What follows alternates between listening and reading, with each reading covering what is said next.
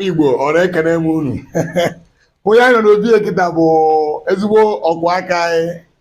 ọ na fatịrị ya ka anyị na-eyi ya so anyị bịara maka na ịma na ọlụ aka na-ama mma ọlụ aka dị mma ọtụtụ ụmụazị adịghị ekweta ji ọlụ aka kịta so anyị bịa ka anyị mee intaviu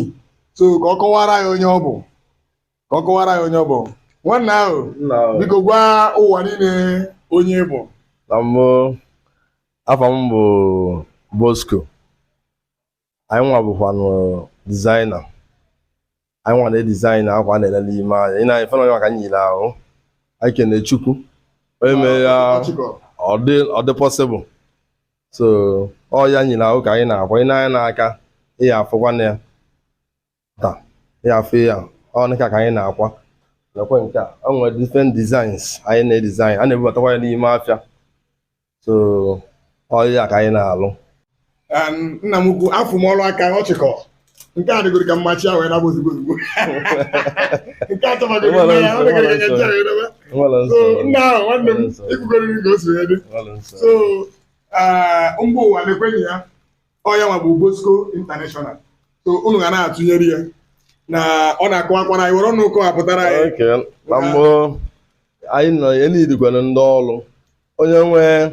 nwata chọrọ inyere onwe ya aka ọhị ya ọrụ aka anyị ndị nwe mmasị ịkwa akwa ma ndị mụrụ ọrụ nwacha ife ya alụ ọrụ anyị ndị ọrụ yara alụ ọrụ kere nyere onwe fa aka anyị nọkwa na fege ịbata na fege ahụ anyị nọ saịdị mbọ ọnụ eji ike bụ anyị mba ukwu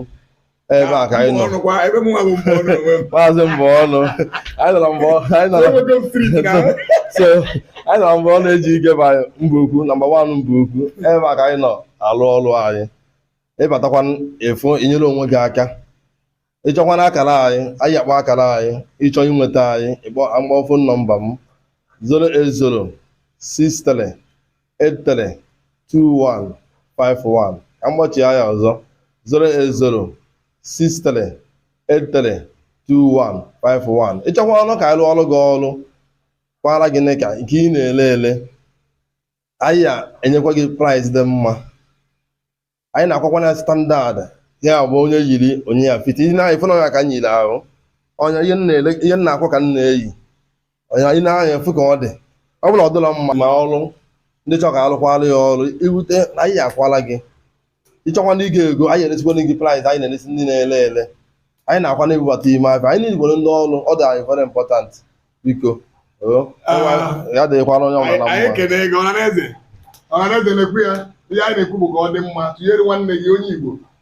ndị ọcha gbanata obodo a na-akwa n'ebe ya olu nke ikpeazụ dọla gara azịrị ọnụ ama njizi dọla wee na-awọrị anyị nke anyị na-akwa na aba anyị ka anyị ga na-eme gịnị anyị ga na-eyi ịbụgo ifo n'ihe na nri achịkọrọ nke a na sef nke anyị ọ gbagoro ime anya wọls so ọ ya ka anyị ji wee bịa ka anyị mee intaviu ka anyị kọwapụtara ndị Igbo anyị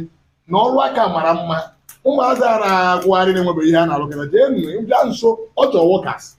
anyị ga-atinye nọmba ya na skrin nkesi na skrin a wee were fon nọmba ya maka anyị ga-atinye fon nọmba ya na skrin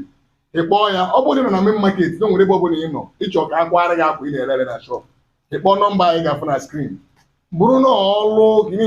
nwere mmasị ịdị alụlị ọrụ na fatịrị then ịkpọọ nọmba na skrin ịbịa eme gị employ a ga na-akwụ ụgwọ dị mma so otu a ka o si dị anyị na-ekenekwa na-asị jisike jisike nwanne m o nwere ihe ya agwa ya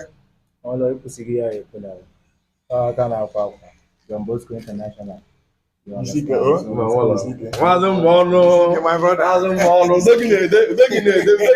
ezigbo ma wọchị gị na-asị ndị mba ụwa soro m na wọchị maazị mbọ ọnụ biko nke anyị bụ nke anyị chia Bosco Correction chia maazị mbọ na nna ekene